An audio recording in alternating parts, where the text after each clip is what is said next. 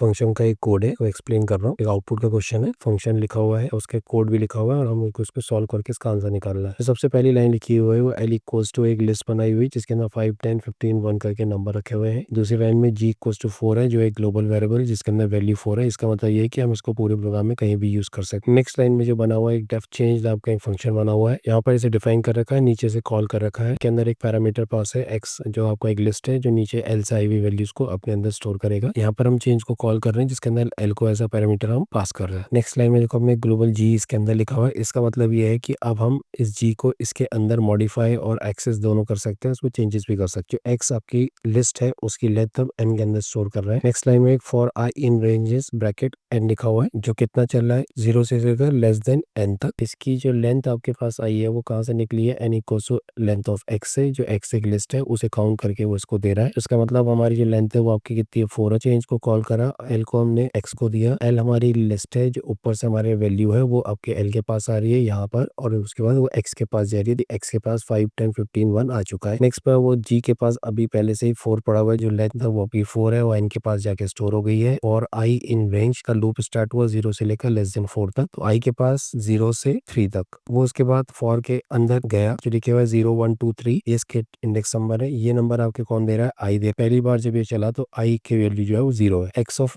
i plus equal to G का मतलब होता है x of i equal to x of i plus g। मैंने लिख भी दिया यहाँ पर। जहाँ पर आपका i आ रहा है वो आपके 0 हो जाएगा तो x of i x of 0 में चेंज हो जाएगा और वहां पर आपको नंबर क्या मिलेगा 5, तो यहाँ पर आपका 5 आ जाएगा। प्लस करेगा किसके संग, g की वैल्यू जो आपकी 4 है उसके संग और उसे इक्वल टू करके 9 कर देगा। टाइम जब आप देखोगे तो वहाँ पर 9 आ जाएगा। i की वैल्यू आपकी 1 बनेगी तो वो आपका कौन सा नंबर है 10 को आपको लेगा और वहां पर x ऑफ 1 के इसमें 10 प्लस 4 करेगा जिसे 14 बनाएगा और जो 10 है वो आपका 14 में चेंज हो जाएगा। यहाँ पर देखो 14 बन गया। थर्ड टाइम पे वो i की वैल्यू जो वो 2 बनेगी तो वो 15 को लेगा और उसको प्लस 4 करेगा और उसे 19 में चेंज करके जो सेकंड वाली प्लेस है उसमें 15 को आपका 19 बना देगा।